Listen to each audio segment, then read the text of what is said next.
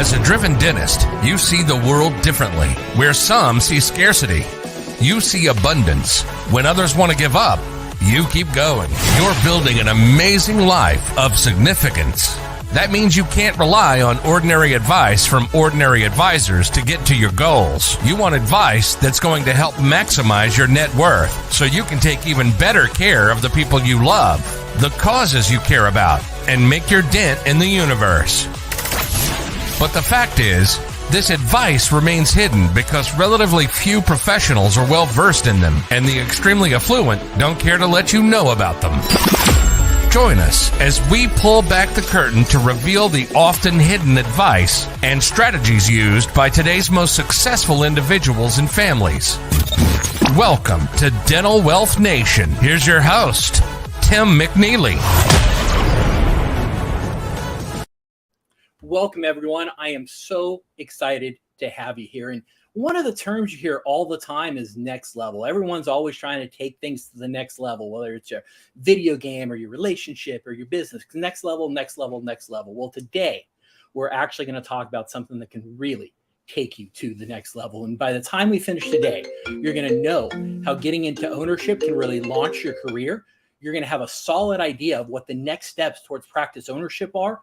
And you're going to feel empowered about getting into practice ownership, whether it's your first time buying one or you're starting up a practice from scratch. And I couldn't think of anyone better to help us think through these issues other than Michael Dinsio. And he's a dental practice broker, founder of Next Level Consultants. He actively manages over 60 dental practices across the U.S. And over the past decade, he's helped over 500, that's right, you heard me right, 500 doctors get into practice ownership. And he's going to share some of those lessons with you today. And if you stick around to the end, you're going to hear about how he played basketball with LeBron James in high school. Michael, welcome to the show. Tim, thanks so much, brother. It's a pleasure to be on the show, man. It's you run a great shop, and it's an honor to be on your program. Oh, well, thank you. It's a lot of fun. And, you know, I'm known for helping dentists thrive in the midst of an uncertain world.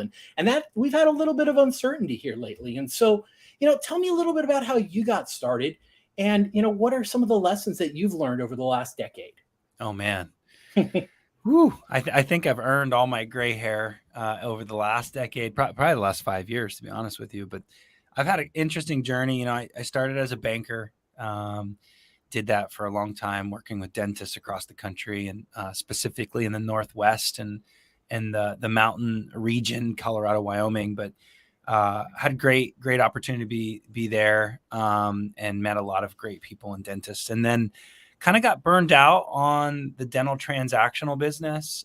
You know, bankers that give you money and good luck, and then they go find somebody else to give money to, and it's over and over. And so I just wanted more, and so that's when I got into consulting. So jumped over into consulting, joined a pretty big firm.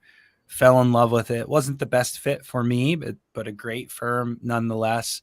Walked away from that opportunity and essentially started my own firm. And ironically, just as I started getting traction, COVID happened. so uncertain times, definitely a lot of growth, personal growth and business growth. But I'm still proud of our numbers. I just since COVID, I think we've helped 120 doctors get into ownership, and oh my gosh, a lot of those people retained us in practice management. So pretty cool story. Now that's kind of crazy. What you just said is right. We just went through a major global pandemic and fear everywhere and uncertainty everywhere, and you helped 120 doctors move forward and either start a practice or buy a practice. That's incredible. Tim, it is a cool storyline for me, but I think the true story, in my opinion, is the resiliency of our audience, and that's the dentists themselves. I think it's pretty cool. I always say, like, I went to business school, I got an MBA. I remember statistics about how many MBAs will actually own their own business, and it's actually pretty small. But the opposite of that is, dentists don't get any business training, as you know. And the ADA at one time, this is an old statistic, but at one time it was something like 60% of all dentists would own their own practices. So just think about that for a second. Like, our audience is the dentists themselves. They're very bold. They're okay with risk. And yes, in the middle of COVID, people still pressed on with the DSOs and the COVID and the pandemic and all of that. And all of our clients are doing great. So, I mean, there's always strugglers, of course, but for the most part, I can't think of a catastrophe, which is awesome.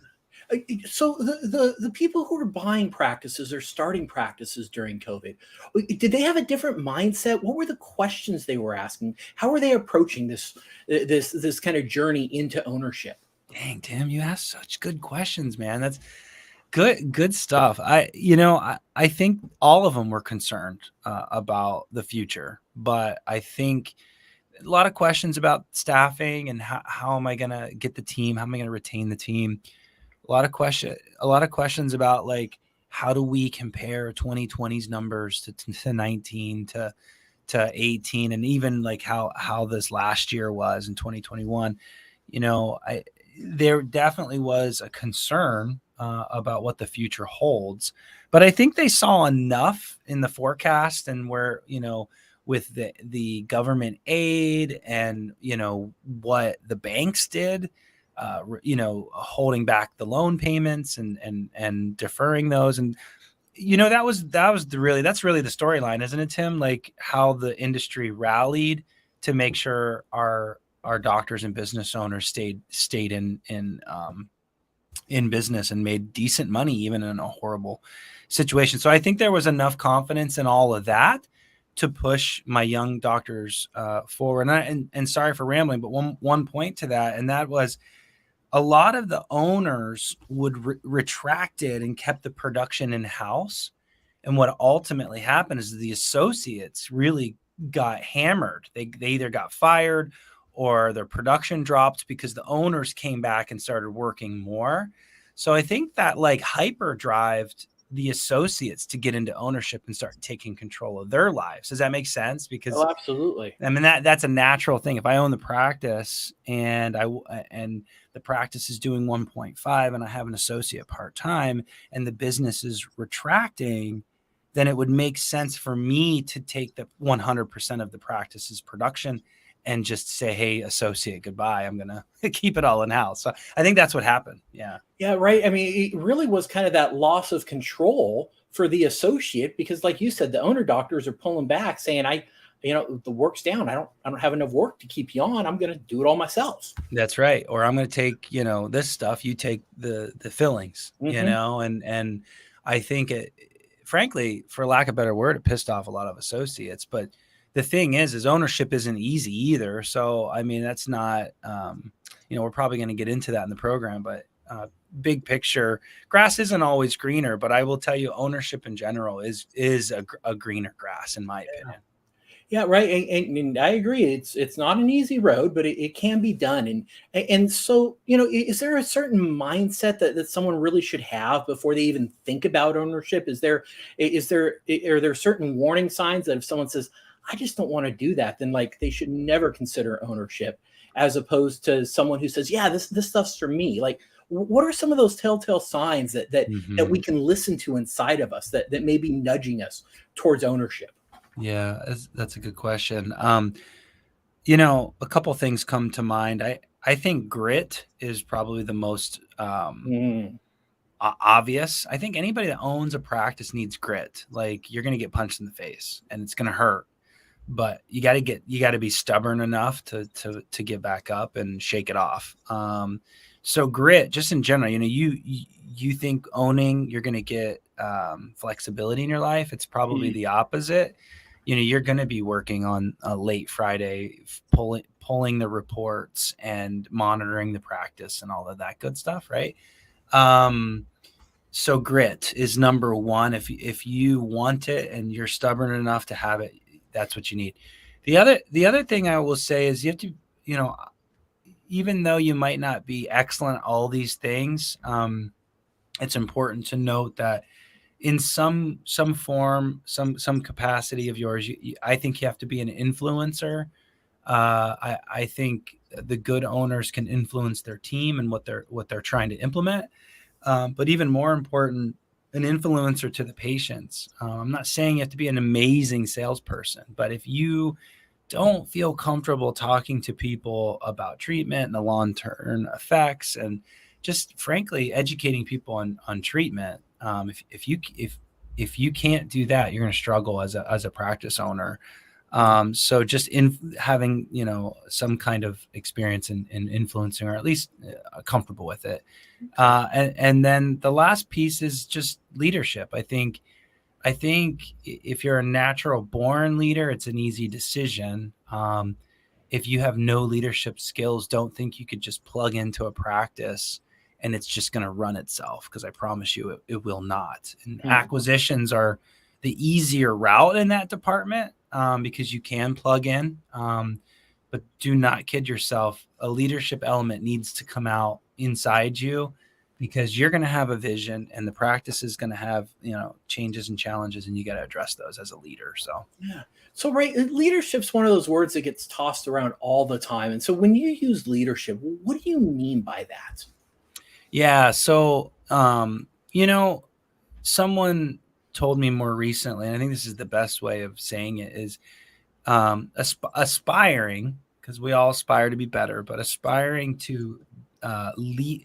You're a great leader when you can teach people how to be leaders, and teach that, and that person can teach another person to also lead. So like almost 3 levels deep of creating and developing leaders inside of an organization. That's when you're a great leader. Now, that in itself would be very, very difficult. But if a dentist can create a leader at the front office to really manage the front office, the team, the whole thing, a dental assistant is the lead dental assistant and can really lead their dental assistants, and a head hygienist, all of that to help somebody create accountability, a structure for issues, concerns, challenges, open communication and safety, transparency is huge. I think all of those things are true leadership aspects that somebody needs to be in ownership. At some level, anyways, at some level. Yeah, I love that, because I do a lot of thinking about, right, what is leadership? And for me, I've really kind of settled on, leadership is expanding people's visions of what's possible, right? Whether that's your team or your patients, right? Can you expand their vision of what's actually possible? And then if you can expand their vision, are you there to challenge them to reach that vision and support them, right? You're going to challenge them more than they've ever been challenged, and support them more than they've ever been supported as they push towards this bigger vision of the future. And yeah, right. Leadership, you got to lead your team in your practice. Yeah. I love the challenge part, Tim, because is it a book called The Challenger, I think? But challenging people, you can get really great results, and in a constructive way. Yeah, I think people really can have serious personal growth when they're ultimately challenged. So I love that. so true. And so right, so kind of coming back to, let's say we've got that grit, and we've decided, yeah, I'm good at communicating. I can talk about treatment plans, and I'm ready to take on the leadership role and grow.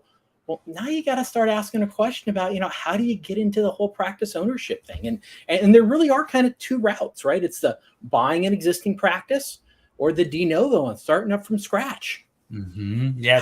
How do you think through those things? I mean, that's kind of the title of this episode is buy or build, right? And which one's right for you? And I really think you need to think through this, because there's the partnership, stay as an associate and partner in. There's the full out buyout, the acquisition, and then there's of course the startup. And 2 of those is you taking on 100% of the ownership and you're running with it. And the startup is someone that's very entrepreneurial, very clear, crystal clear vision. Crystal clear. I'm talking crystal clear. Let's see here. Not afraid of taking some risk. I would say that the influencer, that comment that I just made, has to be on another level with a startup, because you have brand new people that have never been trained to what you're trying to do.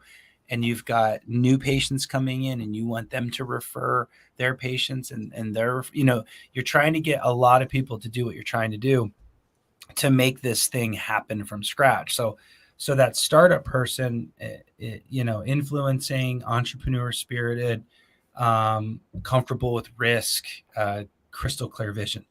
The acquisition person is not wrong or right. There's no better or worse in my opinion. So a lot of people say acquisition's better. It's a different better. A startup's a different better, but there's definitely some challenges with acquisitions too, and we can get into that. But the acquisition person is more of I know what I want. I have vision, but I'm gonna kind of just feel this out and play this by ear, and it feels a little safer because I've got cash flow and I can build from something, that's already kind of a foundation. I can build from it. It can adapt well.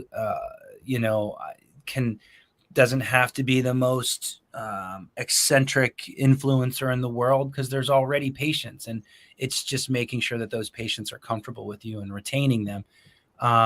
It's I hate to say it because I hate this term, but it's more of a plug and play than it is a pure setup. There's no such thing as plug and play, by the way, in acquisitions, but for the most part, there's a lot of foundation laid right before you, and now you just need to tweak it, optimize it. So 2 different strategies, again, totally different challenges. Yeah.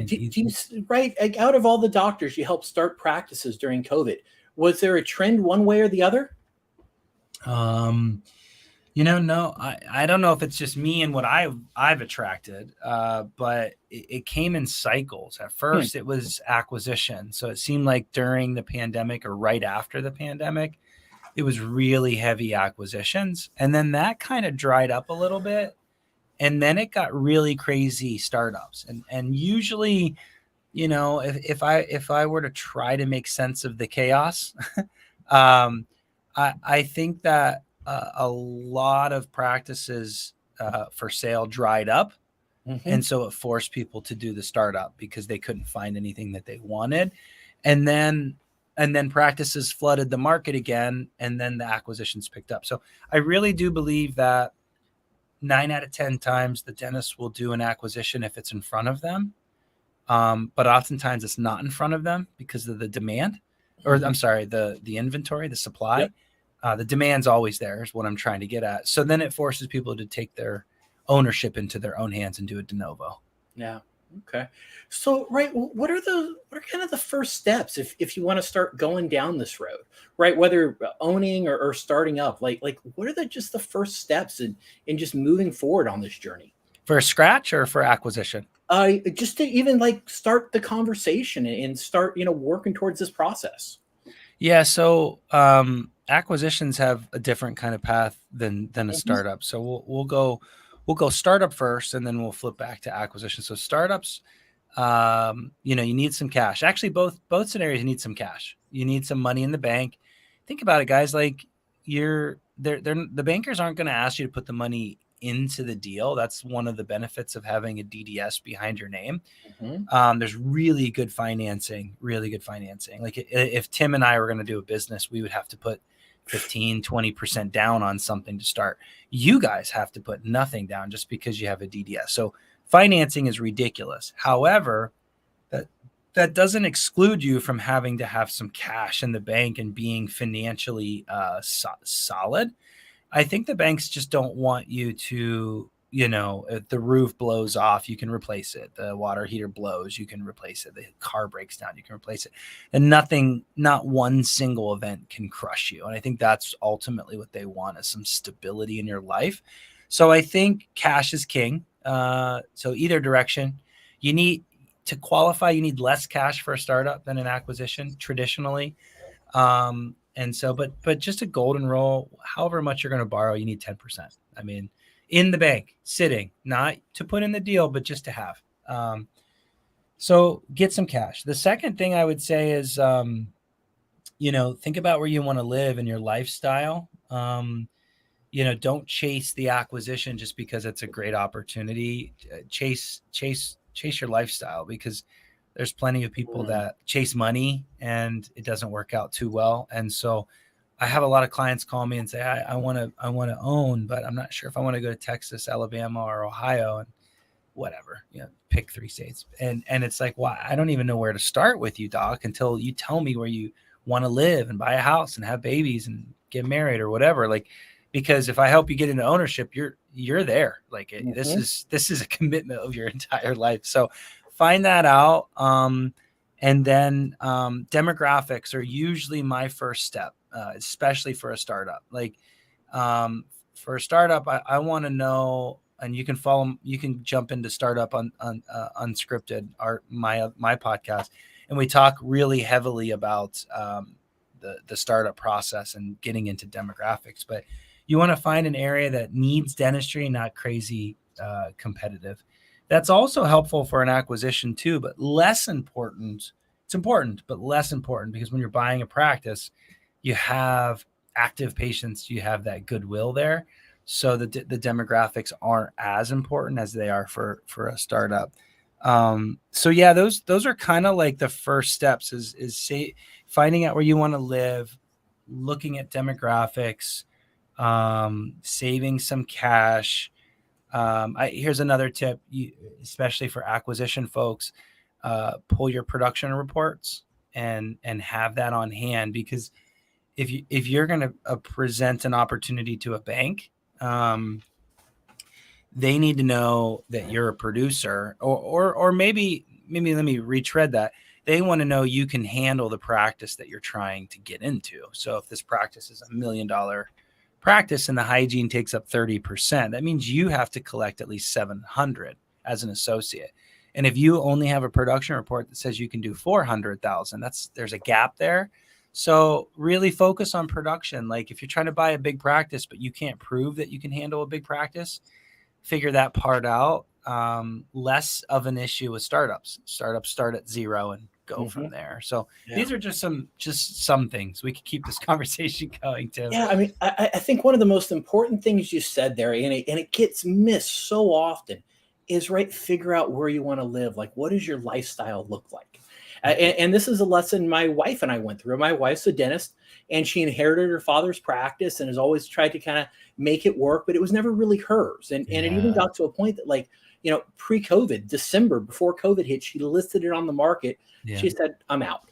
But meanwhile, as it was listed and no buyers were coming in, she worked with a great consultant, a great friend. And all of a sudden, a year later, she said, you know what? I haven't had any buyers, and I kind of like my practice now. Yeah. Awesome. It's like I built something that's a reflection of me and my values and what I want. Not my dad's practice, it's mine. Love it. And so she fell in love with her practice again. Yeah. And so that goes back to figure out what lifestyle you want. Like, what kind of practice do you want? Mm-hmm. Because what's the point of slaving away every day, right? It's about thriving and living an abundant life. Yeah. Right. Not a life of slavery. Right. Yeah. That's how you reach the next level, is by really aligning your goals and letting the practice support those. 100%. As you were talking, her vision got super clear. And that's the thing with acquisitions is, remember, I just said that is like, you have to have a crystal clear vision for startup because you're creating it from scratch. But when you buy a practice, sometimes vision has to take a back seat, like your wife. But after all these years, she was like, I'm done and exhausted. It's tough to run somebody else's vision. That's a con. That's not a pro, but a con. And the con column of an acquisition is you're a little bit of a slave to what you're inheriting when you buy, but over time, slowly, you can start making those changes. She got a reset during COVID. What a great time to reset. How cool is that? Yeah, it was such a blessing, and we're so glad we did it. And just the act of knowing she has the freedom to get rid of the practice whenever she wants. She's in there and loves it now, right? There's something about that freedom that enables you to stay and keep going. I love it. I love that, man. Right? That's a cool story. When you don't feel trapped, you can keep pushing and keep doing things. That's cool. So, that's a great story, man. Yeah. Congratulations. That's cool. Thank you. Yeah. And then, like you said, though, with the startup, you got to be crystal clear, because now you're the only one building this thing. Yeah, no, it's true. And I think that's the biggest pitfall, Tim, is I think a lot of people go into startups Mm-hmm. and they let the world dictate their vision.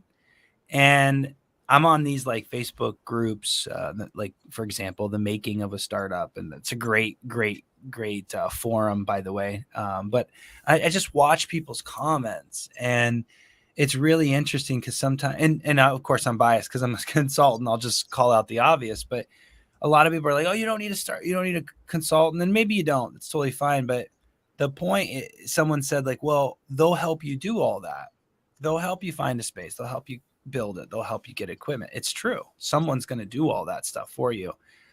The challenge with that is if you don't go into every meeting with intentionality of what you're trying to do, what you're trying to accomplish, what your vision is, what your business plan is, Mm-hmm. if you don't go into those meetings, they're going to drive you through what they think is the traditional startup, what they've done 100 times before you.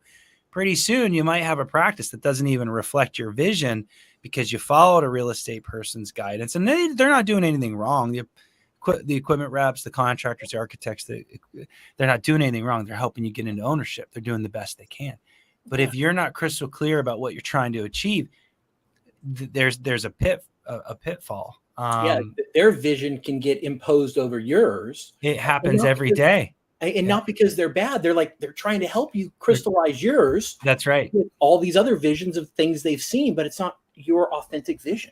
That's right. And let's put that into practicality. You walk into a meeting at Starbucks and you meet with the real estate person and you're like, "Hey, where's the best places? I don't know where to go. Where do I start?" And then they start touring and you're looking at all these spaces. And next thing you know, you're like, "Let's put an offer on that." So that's scenario one. Scenario two would be, Hey, Tim, I'm looking in these 3 spots. I'm looking for 2,000 square feet. I'm really interested in something that's less than $75,000 a year in rent. I really need $100,000 in tenant improvement allowances because the bank has only lent me $600,000. I have $100,000 in working capital, and so it's really important for me to hold back some marketing dollars. So I need that first and main exposure because I don't have a ton of marketing dollars, and I need that high trafficked area. Yeah. That's totally different than, "Hey, where do I start, Mr. Mike or Mr. Keith?" Yeah, right. Completely different. And, the whole coaching thing, I want to touch on that in a second. Okay. Because we're going to talk about a basketball player here at the end. Yes, James. That's right. Yeah. That's right. You think he's ever had any coaches in life? I love where you're going with this. Yes. I don't know a single professional athlete anywhere who doesn't have a coach, right? Someone who knows the ropes, who can help you spot your weaknesses, help you spot your strengths, and focus on what's important. Because I don't know about you, I get distracted all the time, and my coaches help bring me back, so I focus on the important things, and I do the right things, and I'm doing the right exercises and stretching the right muscles.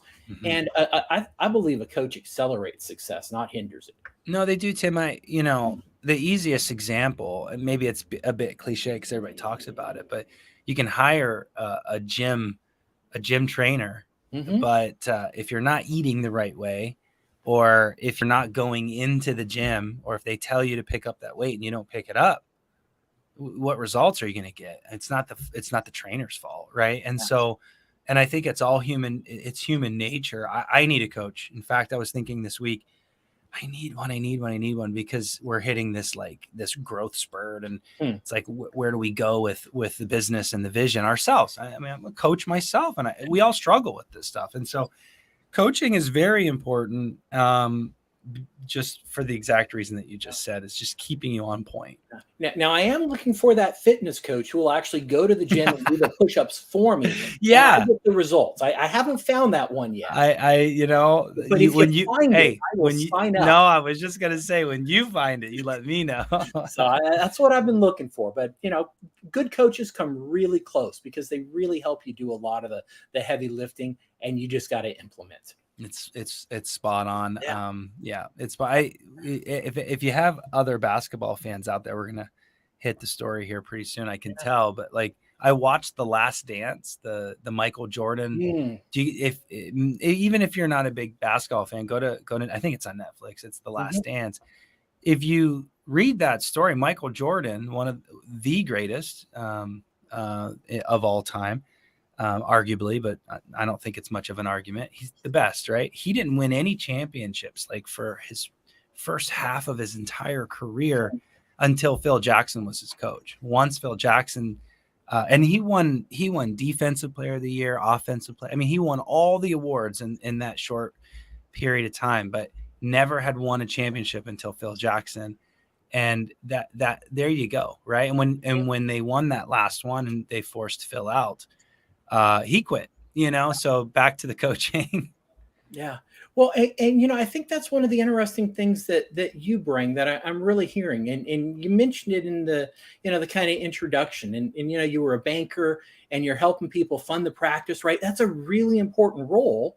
But it's like once it's funded, maybe you come back in a couple of years and do some equipment, but you're not really in the practice, helping shape it and mold it. And, even a lot of times practice brokers, they'll get you into the practice and then they're off doing something else, right? They're on that next transaction. That's right. This feels like a very holistic way to really help someone transform and move through this process and hold their hands the whole way.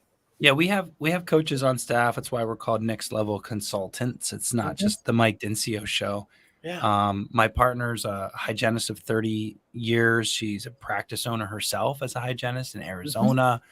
Invisalign coach, BioLays coach. She helps integrate both of those products into teams or into practices. She's just a wealth of knowledge. So from a clinical and operations and systems, she's got you covered there. And then we have other coaches that help with the front desk, front office, is real world experience. They credential that we can even do third party billing if we have to. So our array of services goes pretty deep beyond Mike Dinsio. I get people started, I get them motivated, I set them up for success, but I got an even more talented team to drive that performance and take the practice to the next level, literally. So yeah, I think it's who you surround yourself around, coaches and team members, who you surround yourself with is truly the difference maker, I think. Yeah, no, it's the team, and because a lot of times, and I think this is so important for anyone listening to Graphs, right? If you're going into ownership, right, you're going to have a team of people, not just your staff in your office. It's going to be, who's doing your marketing for you, who's running your payroll, who's doing your bookkeeping, who's doing your billing, right? Who are your suppliers? Who are your vendors, right? How do you work all that stuff out, right? Who are the attorneys you're going to work with, right? Who's going to help you find those real estate spaces? And a lot of times, a lot of doctors, you're just left kind of trying to piece all this together. And my guess is you've been doing this long enough where you've got that team that you can bring in and really help people bring in the right experts at the right time. Yeah. Well, I mean, we're in 20 states, so I don't know everybody in the country, but I know what a team member sounds like and looks like, and I can interview them for you. And for the most part, the industry is pretty small. The bankers are similar in your state than my state. I mean, the structures and the process is it's the same. And so yes, the team is everything, but you still gotta be the CEO and the leader of all of them, even though you might not know what equipment to buy. Yep. You might not know if the sink should be in between the wall or in each operatory. You might not know these little things, but your vision is crystal clear on that. And flipping over to acquisition, same thing. Practice brokers are really good at selling you practices.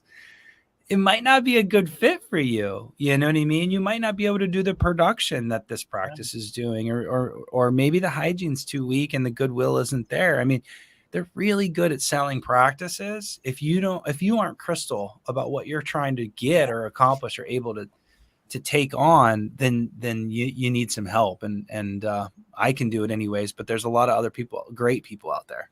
Yeah. So, let's say we've jumped in, we're in ownership, we're, 6 months, a year in. like you said, ownership isn't easy. What are some of the frustrations that we're going to be facing and dealing with? And like, what's going to be that thing that's making us pull our hair out at night saying, why did I do this? And then help us push through and help us see why it's worth it. Yeah, no, I think your wife would agree that it's team. It's always team. It's managing the team. I mean, before you own something, you were an individual, an operator, and you could plug in and plug out, and not have to check your phone at night while you're watching Game of Thrones and just hanging. When you're an owner, you're getting texts at 7 p.m., 8 p.m. Hey, I'm not coming in tomorrow. I'm sick, or my babysitter dropped off the face of the earth. I got to, it's just stuff, or I need a raise day one, of the transition. I mean, it's just ongoing. It's always team. I think operationally, systems, scheduling, collecting the money, great communications with the patients and treatment planning, that all is very, very important. Those systems are very important. That's what's going to take you from an 800 to a 1.2, all that little stuff. But I think at the end of the day, the biggest shocker for most newer owners is, oh my God, I got a team that I have to manage and get them all to walk and talk in the same direction. And if it's an acquisition, it can be even more challenging to plug into a system that you don't like, and you got to bite your tongue, or you got to do change slow with that team, because they have been doing this for 30 plus years and it's been working great. And why should we change? Right. Where they may have gotten lost in 1920 technologies and, now people are responding to text message to confirm. And, I don't know what is up with the postcard confirmations lately. Like, I thought that was like a dinosaur move where you're sending postcard confirmations.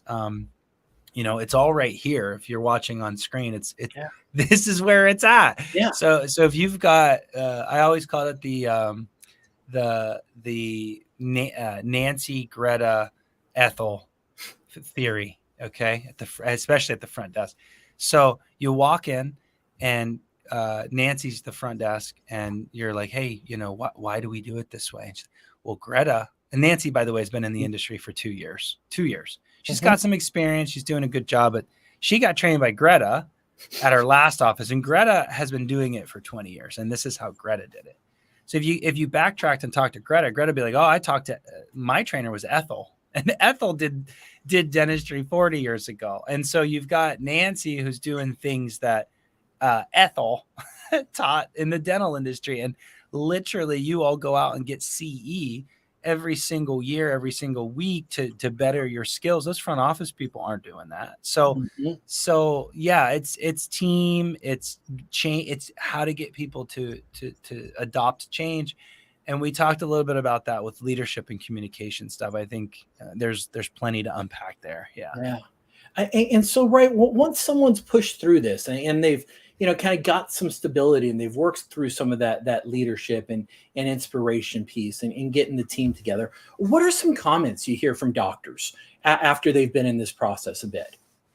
Well, I think they're always happy they did it. And if you talk to their financial advisors, they're better off than they were as associates, right? Yep. And Tim, all the time you're having that conversation. Now, it took a lot of effort and work, and it's now your baby. I would say everybody's happy they did it. And there's of course a few. There's like I wish I would have just stayed as an associate, and then that's where you got to check yourself a little bit with where you're at today if you're not an owner. But they would say, a team's a challenge, but these are our goals this year, and we're going to slowly chip away at them. And having goals and thinking about the change that you want to make every year is key. And you should kind of have a vision for what you want to do, 1 year, 3 year, 5 years or more out, because the team can only handle so much change. And I think the folks that have been doing it for a minute, don't do too much right away. Give yourself some time, give your team some time. But yeah, financially they're usually happy. And hindsight's 2020, but they definitely probably learned a lot too. Yeah. So, and do you see them going on after they've kind of got that first practice up and running? Are they going out and maybe starting a second one or third one? Is that a common thing that you see? It's not actually. I think that takes a special person, Mm-hmm. Tim. It's not a bad idea. It's just to manage one team is hard enough, and then to go to the second is a game changer. Yeah. You know, this first practice was your baby. You could give it all the TLC that you can. You could work harder and see the bottom line effect of Mm-hmm. working harder and producing more and scheduling more and doing bigger procedures. You get the profitability out of that. But the minute you go to a second office, now you're managing another dentist usually. And to get a dentist, another of you to care as much as you do, to diagnose the way you do, maybe it's over diagnosing, maybe it's usually under diagnosing, quite frankly, but it's just a different game. The profitability changes from like, hey, I'm used to, a 40% to 50% profitability. And now I'm managing a 10 to 15% profitability because you're paying another dentist 30%. So it's a totally different game. I would say no. I would say the 1%ers are doing that, Tim. But that being said, the folks that have had partners that went into a deal with two dentists, those people would probably look to buy a second office because there's two dentists. Yeah. I'm saying the minute you go away from owner operator, away from that, and you start doing kind of like what my partner did, my Paula, who's a hygienist, who managed a practice and had to manage a dentist. Does that make sense? So it changes the game totally. Yeah, no, absolutely. And I think, we got a question here from Keith Woods that I'll pop up on the screen in a second. But, I think that's so right, because a lot of times the doctor will be in that practice, they'll get it up and running, but it's not necessarily running it at full potential, right? They're 70% of the way there, or 65. And they think, oh, the way I get to the next level is I got to go get another practice. Yes. I'm so glad you said that. Instead of saying, I got to make this one work the way it should work. Here's a KPI that I always follow. And let's get to Keith's question. But if you're not doing at least $30,000, maybe even 25, I'll give you the benefit of the doubt. $25,000 per op per month, at least. You have room in your own office. So why do you have to do 2 million with two offices? Why can't you do 1.8 with one and make way more money? Yeah, exactly. Right. People forget about those profit margins, don't they? So all right, what was that question from Keith? Yeah, Keith is jumping in, and he says, are people more willing to sell post Corona? I think that's your question there, Keith. Is there more buyers coming or more sellers coming into the market and more willing to part with their practices? Have you seen that, Michael? I think there's been definitely more buyers, if that's even a possibility. I mean, there was a lot of buyers before COVID, but again, that after effect that we talked about with the whole associates getting kind of bottom feeder type status with the owners, it created, screw this, I want to own my own practice. So there was a lot of demand uptick. As far as selling the practice, there were definitely a lot of sellers that are like, I'm done with this. Kind of like your wife, you said she was ready and she was done. I think anybody that was tired of ownership before the virus or the pandemic, those people like rushed to sell because they were already tired, and the pandemic just kind of like put them on overload. So I think there was a rush of sellers, but now that, in my opinion, has settled, the folks that got a lot of government aid and benefited from all of the government aid, I think that kept a lot of people around too. But now all of that is kind of smoothed out. And now I think we're back to the normal demand. So I hope we answered the question there. Okay. Yeah. And I'll tell you, one of the things I've seen also, and I've certainly heard conversations around, is, some of the doctors haven't really popped back up to their their pre-COVID levels, right? A lot of practices have a lot of, I would say actually the vast majority of doctors have had their best years ever right after this. But, some of them say, oh man, I kind of want to get out. I want to transition, but I got to get my levels back up to pre-COVID. I don't want to sell now. I want to build it back up. And I've heard that from several dentists, and that's almost kind of holding maybe a little of the supply back, is this mentality of I want to get my practice up another 200,000-300,000 to where I was just a couple years ago. Yeah. So, and if you're struggling to do that, let me know. We'll do a free practice analysis and I'll show you where those holes are in your practice. It's usually systems. And the cool thing is someone that's owned their practice for a long time, like it sounds like your wife, it's way easier to grow a practice by 5, 10, 15, even 30% after you've owned it for a while, and just being intentional about maybe not hard pressing, but maybe discussing timelines and the urgency with patients more. Just focusing on that's going to get you an increase. But the point that I'm making here is, if you should be back up at this point, you really should. Like there was a theory that 2021, and some bankers even said this to me, and it was a little bit silly, but there was a theory that there was some pent up energy from COVID and it spiked 2021 numbers because there was pent up, things. And I just didn't see that. I saw the spike in 2020. Like all those people that needed cleanings during the shutdown, they tried to get back in and there was that spike. And so that helped a lot of people recover inside 2020. Yeah. And maybe there was a little aftermath of early on 2021. For the most part, I see most people are at the 2019 number that they were at. Most people, if you haven't recovered, something's going on. And I would say that's the minority, but I've definitely had those conversations. It's not, my informal data would tell you it's probably 5%, 6% of the people I talk to. Yeah. But that's 5 or 6% of practices that aren't listed. Well, just the hygiene situation alone has been a game changer. And honestly, I think if you're having a hard time keeping or maintaining or finding a hygienist, that in itself could prevent you from hitting your 19 numbers. I mean, I think the ADA published an article that a third of our hygienists never came back and still aren't planning on coming back. And if you don't have a hygienist in your office, it's a game changer, because now all of a sudden you're doing prophies instead of doing crowns or root canals or bigger fillings or whatever. It changes the dynamic of the practice completely. Yeah. So no, hey, this has been such a great conversation. I know we've got some listeners here, and if you go ahead and hit that like button and subscribe a couple times, we're gonna tell you about LeBron James. Anyone want to? I know I want to hear the story. I mean, the story is the story. I grew up in Ohio. LeBron did too, and they restructured the tournament play in high school basketball. And here's this little farm school that I went to.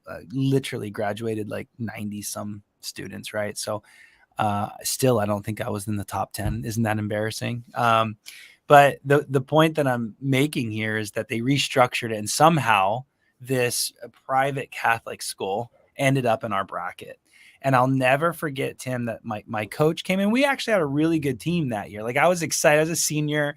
I was excited to take a run in the tournament, and I remember this exciting, but also disappointment in that meeting. My coach came in and kind of had mixed emotions about it, just like I did once I heard the news. And he goes, well, bad news is LeBron James's team is in our bracket. And we probably won't make it that far this year, but the good news is I had a choice to make. We could go on this side of the bracket and, play them, or we could go in this side of the bracket and make it further in the tournament, but ultimately lose anyways later. And he goes, but we would have to beat all those teams to get there. And so he chose to go LeBron James in the second round. So we had to win the first game, which we did. And, I'll never forget. I mean, he was super skinny back then, and he's a house now, a house. And I think he was a sophomore. That's dating my age anyways. But I did switch off and I guarded him, and he did a crossover. It was so fast it landed me on my butt, and it was ridiculous. They crushed us 99 to like 48 or something. But still, what a memory, man. I know. I think we got T-shirts. I was there. I think the T-shirt was like, I was there. It was so stupid. Right. It's just one of those cool little moments that you remember that's special, that stands out. So I had 8 points. Just FYI, I had 8 points. So hey, better than I've ever done. So that's fantastic. Hey, I was also poking around on your website, and I'm going to post a link up here because you've got some fantastic white papers, right? The first 3 steps of a startup, 9 questions to ask a seller when doing due diligence, which is super important. And even mastering the art of reactivation. Like, oh man, like mastering the art of reactivation. You can come on, grow your practice right there. So it's the lowest hanging fruit right there. Yeah. So I'm going to put that there, and I would encourage people to engage with those and find them. Michael, how can we get a hold of you? Just call me or email me. You got it on the screen. If you want to call me, I'll give you my phone number. It's 720-309-9551. I'm an open book like that. If I can't get to you quickly, we'll get you scheduled. But listen, man, I'm a younger dude in the industry. You've already seen that face to face, but I've got a lot of years to go in this dental industry, and I've got a lot to give still. I love it. And I'm here to help. I'm literally here to help. I love business. I love the business of dentistry. And I know it's a lot of weaknesses of you all out there. And I just simply want to help. I still have that fire in my belly. So if I ever lose that, I'll get out of the game. That's for sure. Well said. And actually, hey, Keith had a follow-up question. I think this is such a great question too. But right, a lot of the dental practices, they really did stay afloat due to government funding, right? My wife's practice was one. If we didn't have that, we would have been in a lot of trouble. And so he says, are you really buying a practice based on pumped up numbers? Like how do you value that practice? Love that question. It's cool insight there. Way to think about that. So anybody that knows what they're doing in valuation is you're not looking at 2020. Literally, I don't even factor 2020 in. It's like it didn't even happen. So I'm looking at 2021, and I'm looking at 19, I'm looking at 18, and I'm comparing all of that. I'm even looking at the first 6 months of 2022. So it's all about the last year, really, when you're doing valuation. So that's number one. You don't look at that year. That year's like a year we'll never forget, and you don't use it in your valuation. The second thing is you back out all of that aid. It's usually right into the tax return. You can see it. It's called other income. You have to ask the questions. If you don't ask the questions, Keith, you could get stuck there. So get somebody like me or a Tim that knows what they're doing and really look at those numbers. Even pair up with a CPA that can look at that stuff. But you take out all of that other income, and that's what you compare across the board. And that's not profitability. That was just a gift. So you got to adjust that nonsense out. Well, right. And that's kind of what the due diligence process is really all about. It's adjusting the numbers so you really know what you're getting, isn't it?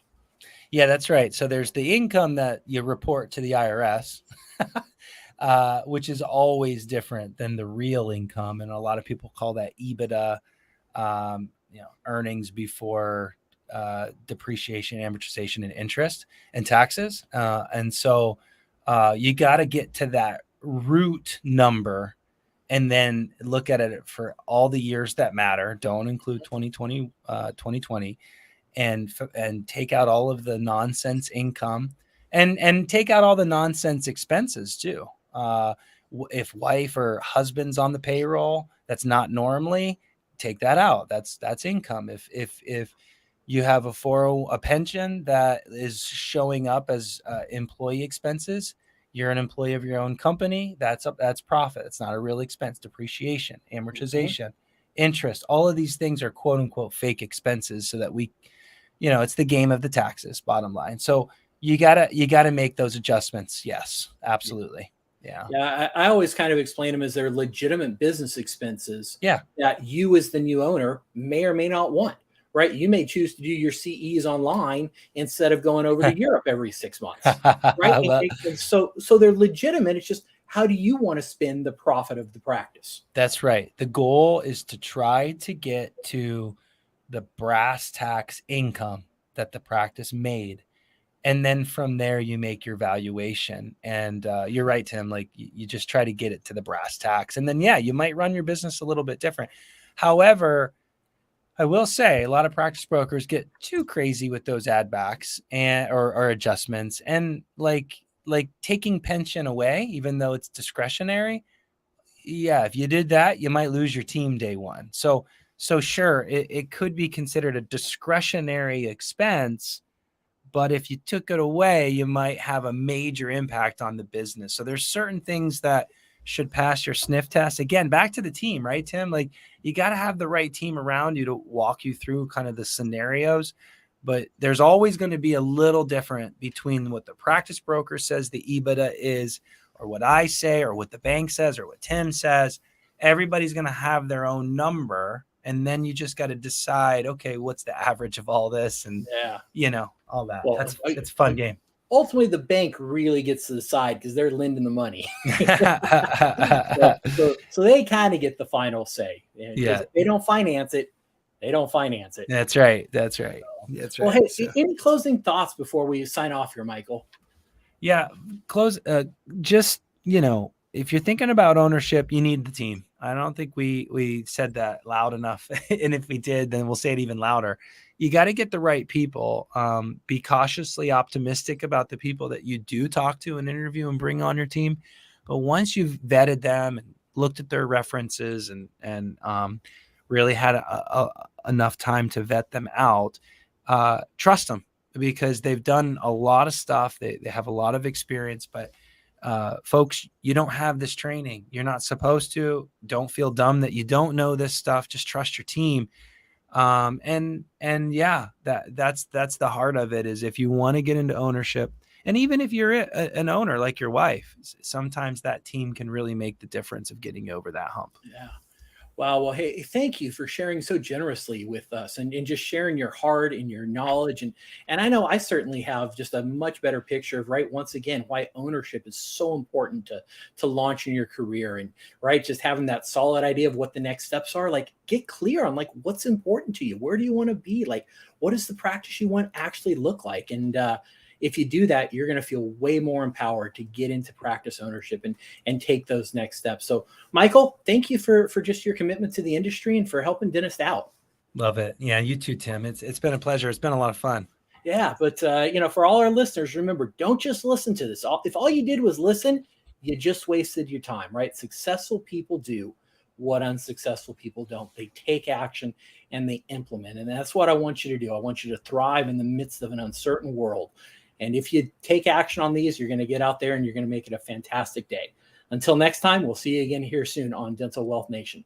Thanks again, Michael. Thanks, buddy. You've been listening to Dental Wealth Nation.